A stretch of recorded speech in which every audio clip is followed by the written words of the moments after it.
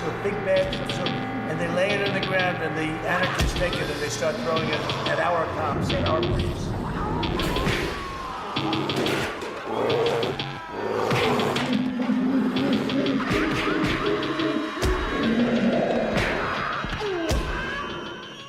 Greetings, friends. I'm Arnold Schroeder, and this is Fight Like an Animal. This is the third year that there has been smoke ubiquitously on the West Coast, blocking out the sun, giving us all a sense of imminent collapse, every major city kind of situation. And all three of those times that's occurred have been within the last 4 years. In fact, so it was 2017 and 2018, and then as a really powerful indication of the shifting baseline syndrome, I honestly was kind of surprised in 2019 when the thing that had only happened twice before ever, smoke being everywhere, there being nowhere on the West Coast to go where you could really breathe or see down the block. I was surprised that didn't happen, and then boy, did it happen again this year. And it fucks people up in ways that are sort of beyond apparently anybody I talk to anyways powers of articulation. It's kind of surprising for a lot of people how impactful it really is. It tends to completely negate any circadian rhythm anybody might possess, which I don't, it's a really interesting phenomenon. I don't think it can be reduced entirely to a change in the light regime. It's like, sure, you can't see the sun. I guess it makes sense that you just like lose any relationship to day or night in your sleep schedule. But I don't know. I've lived in the Pacific Northwest, west of the Cascades, more of my life than anywhere else.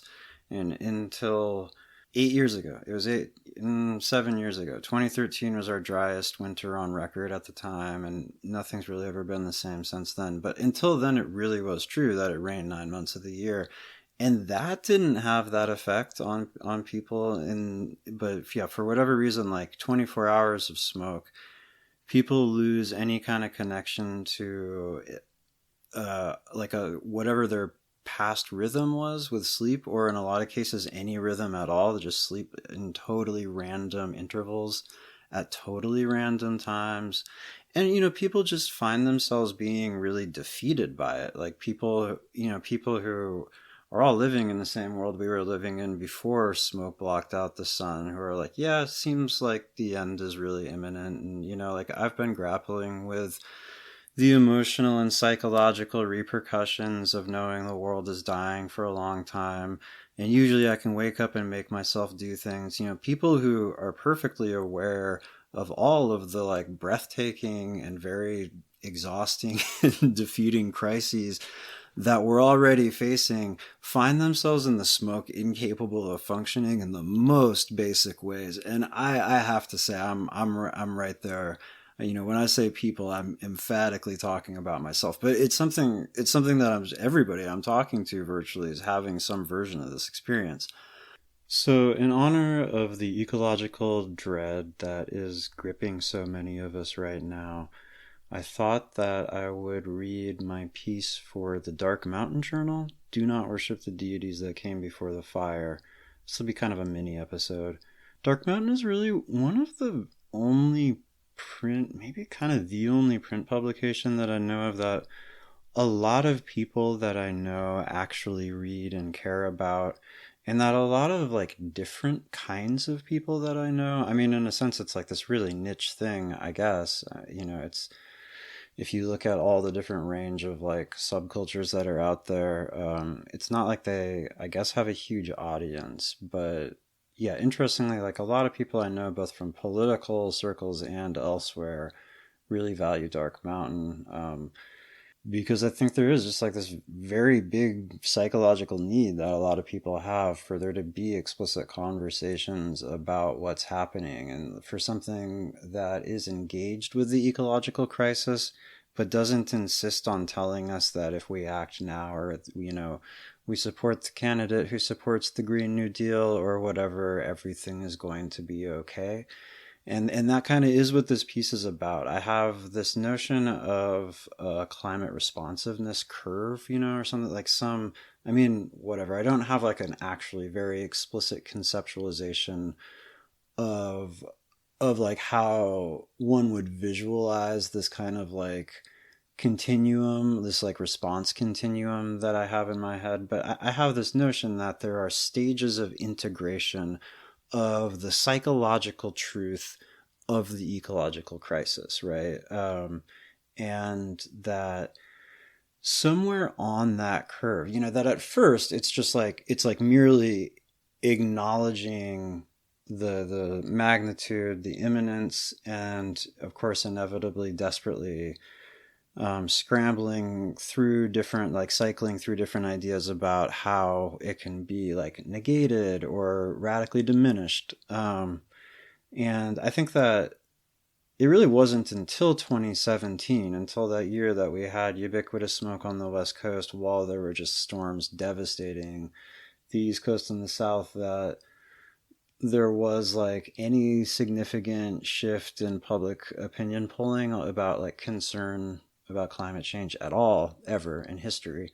But you could see then, and you can see in these other moments, like right now, when all these fires are burning, there's a lot of people who just get to that kind of, I guess, what I would describe as an initial stage, where they're like, what should we do about this? This is going to be terrible. Like they're just actually thinking about it, and so whether or not, so the ideas are just kind of like, people at that point like cycle through really elementary ideas. People are like, maybe we should build a movement, and the movement should pressure policymakers or whatever, right? People have that kind of, and then there's all these other like degrees of integration. But I think that at some point, one stops having that kind of negotiation with reality about the scope of the consequences, and one begins to accept as an emotional and psychological truth that the very worst is totally possible. And of course, nobody knows the future, but I think to face the future means to come to terms with the worst case scenarios. And I think that that's actually the only way that we can that we can gain the agency to engage in such a way that whatever chances we have of diminishing those consequences will actually like pursue those chances. Coming to terms with our fears allows us a degree of adaptability that we otherwise don't possess. Even if you're a full-time climate activist and you wake up every day and you do 16 hours of climate work, as I have done for years at a time, if you haven't come to terms with the outcomes, then to some degree at least, even if what you're doing might be partially useful, to some degree at least, what you're doing is providing yourself a way to not come to terms with that. And that means that you're going to be inhabiting this psychological reality that doesn't have as much like a flexibility to incorporate actual, reality into it. And I guess like illustrate this from my own perspective and contextualize the writing of this piece. The first of these really big fire seasons on the West Coast, the 2017 one, I was blockading trains when it started. And it was, I was organizing train blockades. I was standing by some railroad tracks, watching smoke begin to obscure the sky. And I can remember I was desperately overworked and kind of falling apart in every conceivable regard, really. I mean, I was just exactly the way people get when they've been like really heavy in some like direct action kind of confrontations for a really long time. I was just exhausted, and so I can remember, this is like this is like one of the moments in the biopic, in like as I go through life, I accumulate moments where I'm like, I would put that in the biopic that they don't probably intend to make about me. And that would be a moment for the biopic, is like I actually like collapsed next to some railroad tracks that I was trying to blockade oil trains on, and like wept at the smoke obscuring the sky and was like, I have failed, and then and it really was right around then that the organizing kind of slowed down, because I think I had been in a desperate frenetic pace with it for a bunch of years, because I felt like the feedback so that we were getting to, or were kind of at the tipping points. And then, that was kind of when I realized that probably forests were going to become more of a source rather than a sink for carbon dioxide, which somebody wrote a scientific paper about the next year and said that exactly that was happening. And yeah. So I really did start to like stop doing as much of that kind of work, and I really dove into policy in a big way. I did climate policy meta-analysis, and I tried to write climate policy platforms that, some kind of broad movement. I cycled through infinite projects with so many different people. We did some really good work, but it kind of, but I didn't feel, never after that point did I feel like I did anything that really had much of like a noticeable public impact at the same scale as the stuff I had been doing, because there just was that fundamental difference that previously I'd been really convinced that even if it killed me, it was worthwhile to like, organize lots of people and do these big things and get lots of like attention and to like really build a movement per se, and have as much of like a social impact and register as possible. And I was a lot less convinced of that after that. And so 2018, in my grief, I ended up in California. I left this farm I'd been living on in northern Washington, and came down here and just looked at the fires that had burned the year before and just kind of marveled at them. I just like went to some really big fires and walked around and uttered breathless exclamations. And 2018, I also got nice and cozy with the campfire, hung out in some of the worst air quality in the world, and I wrote this thing that I'm going to read. And then in 2019, there were a whole bunch of other things that I tried, and places that I moved, and people that I was with. But at some point, I started realizing that the thing that felt meaningful to do at this point was to start looking into all that science around negative emissions, because, I had always sort of just discounted it before. I was like, no, I mean, that's insanely risky. We have no idea if any of it will work.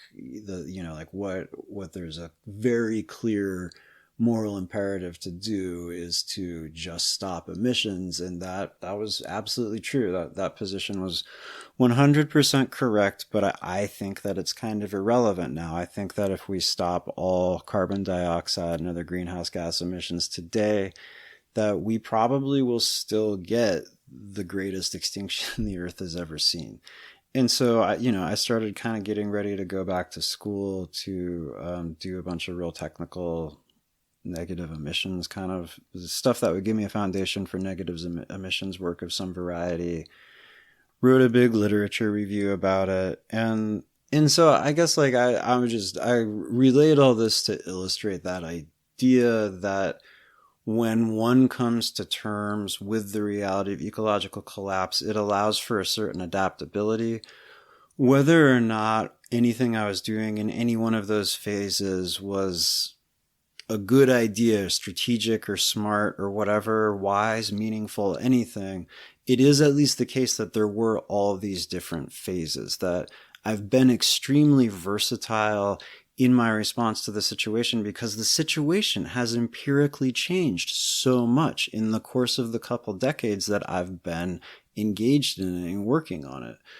And so, yeah, that's my idea of like a climate responsiveness curve or whatever, is that at some point you have to come to terms with this, like, with the worst case scenario. And for me, that, like, the entire year of 2018 was just sort of like a death spiral because I was coming to terms with it. And because my entire identity was constituted around trying to intervene in the climate crisis. So I also just kind of had, I mean, it got like harder and harder to know what I was even really supposed to like do on a given day. Like it wasn't a good time, and I still had that, like, the mobility, I was a nomadic organizer.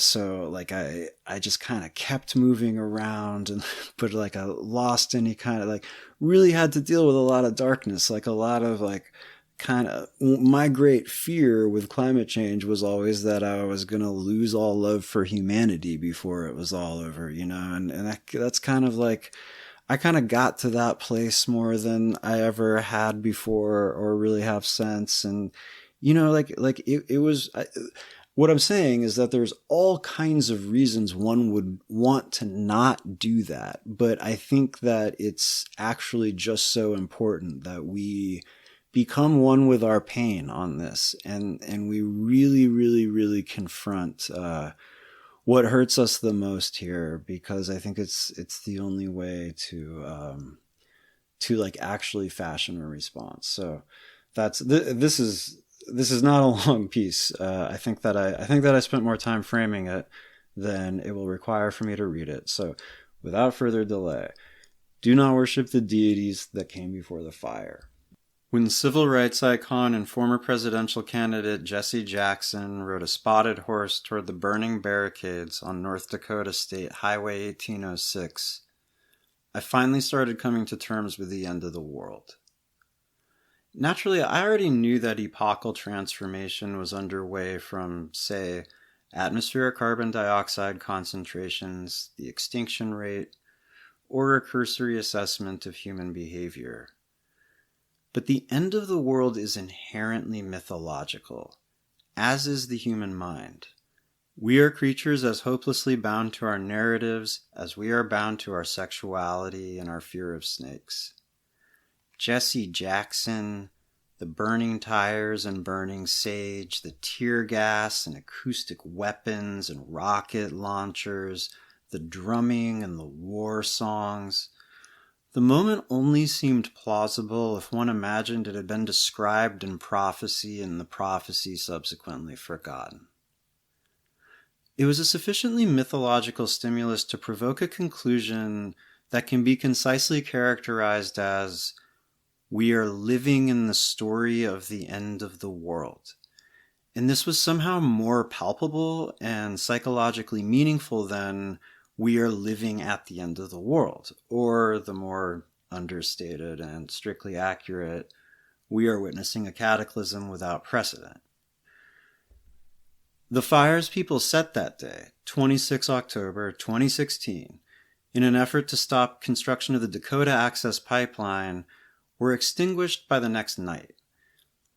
Dreamlike encounters with celebrity were fairly common at Standing Rock. The Green Party presidential candidate arrives to spray paint bulldozers people are locked to. The guy who plays the Incredible Hulk in the movies wanders past your camp. And leaving the barricades as he approached, I didn't even see Jesse Jackson.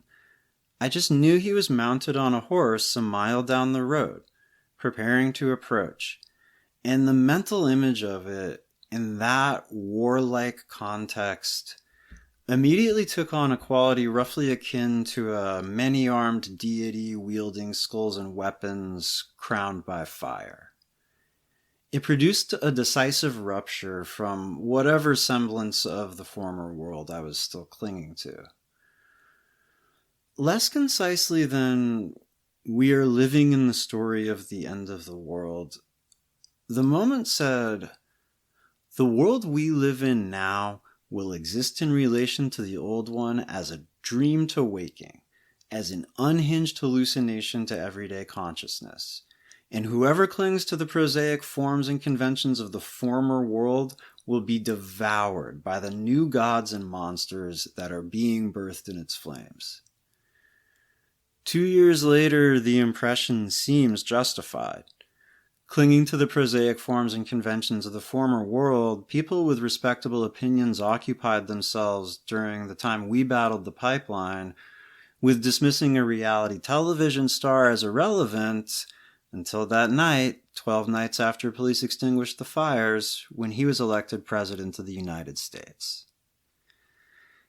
It's not a trivial detail that this decisive bodily sense of global change occurred in the presence of fire. Scientists and environmentalists have been refining their language of unprecedented suffering and intergenerational catastrophe for decades. In every instance of such communication, if the criterion for success is that one could walk down a street somewhere and it would feel like a social response of any kind was occurring, even one of mere acknowledgement, has failed. Some of the reasons for this are very immediate, rooted in the vicissitudes of current and recent politics and culture, but some of the reasons are fundamental, rooted in the human mind's intrinsic barriers to comprehending and functionally integrating the reality of collapse. Witnessing the fiery transformation of the highway into a battleground between what felt like mythical forces that day, I realized that on some level, despite years of avid engagement in climate science and having given up on any semblance of a normal life to fight the fossil fuel industry full time, I too was subject to these intrinsic psychological barriers to comprehending something so vast. I was in denial about climate change. The political, strategic form of climate denial, rejecting that it's happening at all, has somewhat monopolized the term denial so that we can no longer talk about it in a more common psychological sense, in the sense that we simply don't process information that is too challenging. This can be observed in the ability of the human mind to completely suppress recollections of traumatic events, and it can be observed in non-human minds, in the dazed look that sometimes comes over prey animals' eyes when they stop fighting with a predator and mentally depart from the experience of dying. My fiery revelation convinced me that for most people, most of the time, whatever our worldviews, global collapse is simply beyond our emotional and psychological scope, if it is presented in non-mythic terms. The moment of psychological integration I experienced didn't occur because I was explicitly processing anguish over a doomed food system or an ocean populated only by plastic. I'd been doing those things for years. It occurred because I had a religious experience. And I didn't have a religious experience because I was seeking one, but because of fire. A religious awakening born in fire is existentially valuable because it allows for comprehension of what we are experiencing, and it is also at least potentially utilitarian because it allows us to overcome paralysis resulting from witnessing a truth we haven't come to terms with. It's the moment we stop negotiating with reality, stop thinking anything is too terrible to happen, and accept every outcome as possible. Paradoxically, this moment of acceptance is also the moment our capacities become mobilized to affect outcomes. The human mind can systematically suppress memory of a trauma, but it can also heal. And when healing occurs, it is associated with a phase of recovered memory in acute crisis, where the painful reality becomes absolute and all-encompassing before losing its power. One PTSD researcher describes the initiation of recovery as the moment one ceases rejecting what is happening and begins to, quote, flow with the symptoms. Fire is the stimulus that allows us to instinctively, corporeally, experience the global ecological trajectory and thus to flow with the symptoms.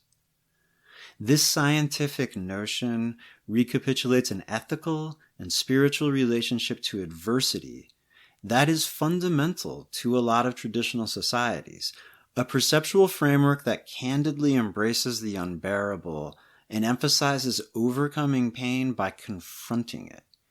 It's a framework evident in texts like the Hagakure, which instructs samurai warriors to accept the reality of death and all its emotional consequences, to meditate on the image of one's own inevitable corpse and conclude that one is already dead before going into battle.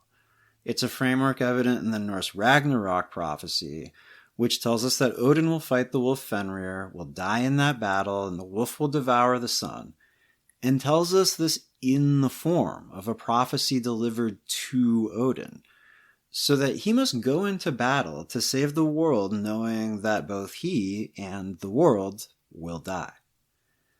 We don't need to explicitly recapitulate tradition, and we probably can't. We need to recapitulate the psychological resilience and agency tradition conferred on people. We need to witness our own truths and have our own religious awakenings in response to them. This statement is not predicated on any supernatural beliefs, but on the understanding that the cross-culturally recurrent modes of perception that constitute the religious mind reflect innate properties of human psychology, and that it is the religious mind which engages those realities, like death and the end of the world, that other perceptual states cannot encompass. The religious mind is attained through our evolved capacities, as opposed to external divinity, but it is a distinctive, real, perceptual state, which can't be described in terms of other domains of human psychology. One doesn't need to posit a deity to have a religious experience witnessing the fires that have come into this world.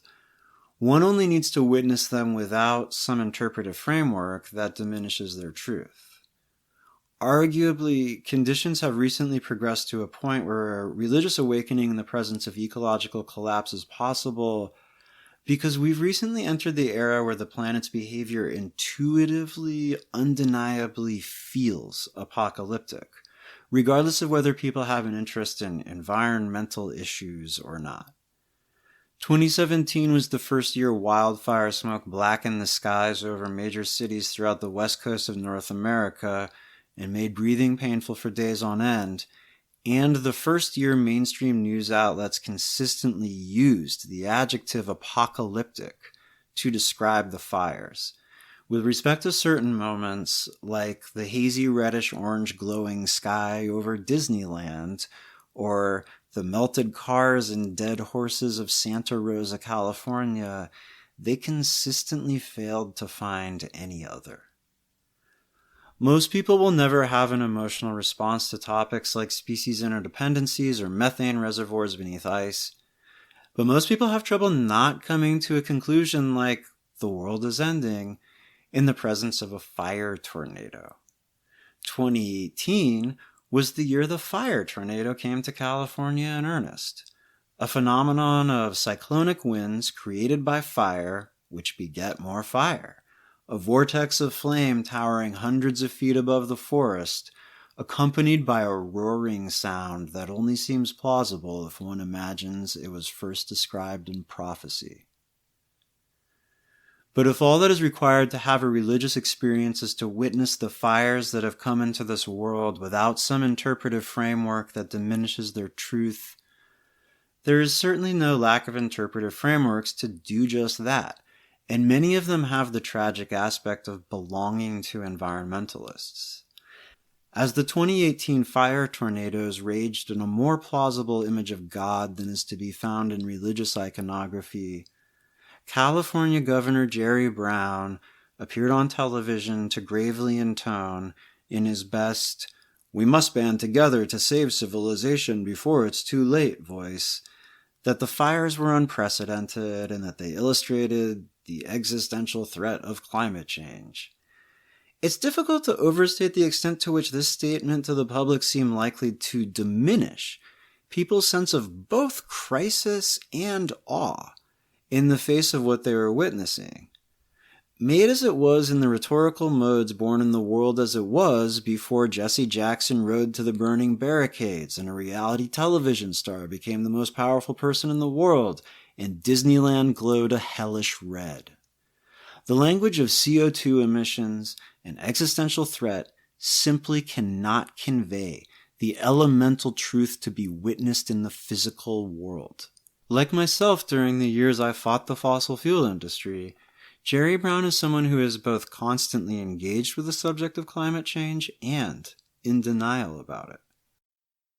Environmentalism has a long history of converting intuitive and universal truths into cryptic and specialized ones. Long ago, the environmental movement established a trajectory to failure by assuming success required seeming reasonable, and that seeming reasonable meant using science, armed with graphs of CO2 concentration curves and alarming statistics about the rates of deforestation. The environmental movement has experienced constant dismay at people's adherence to competing, less rational cultural frameworks, failing to grasp that we are the very clear inheritors of one of the most effective modes of irrational reasoning in existence, which says, God is enraged. God is the wind and God is screaming. God is the fire and God has come to remake this world. Crucially, however, while unprecedented fire goes a long way to conveying wrath and judgment, it also conveys beauty and wonder. Finding a path through the fire means perceiving the fire with reverence, even as it threatens us with destruction. Even as we give aid to those who have been displaced by it and grieve for those who have died.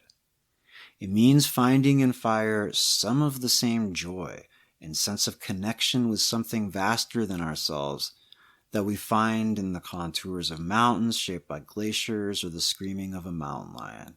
It means exulting in the fact that the same fires that are unleashing extinction are also destroying the machinery of civilization. The 2018 California fire season achieved for a week what 25 years of international climate negotiations and more than a decade of state climate planning never achieved for even a moment. It closed Interstate 5 and the adjacent railroad corridor, fundamental physical predicates of the consumer economy on North America's West Coast. One doesn't need to stand directly before a towering inferno in order to witness its truth. The sense of divinity lingers. Where fire tornadoes raged in the summer, there is now a landscape in which, unique among fire-scarred landscapes I have visited, one can walk for days through drainage after drainage and never once encounter a living tree. There are places with dead trees still bearing their dead needles, places with trees whose needles burned, and whole black mountains of nothing but ash. But this is the extent of the variation. The quiet is uncanny and feels almost like the land itself is still in silent awe of the power of the force that visited it. And the silence spreads to human visitors so that they find themselves lacking for words other than brief, repetitive phrases of astonishment. It is beautiful.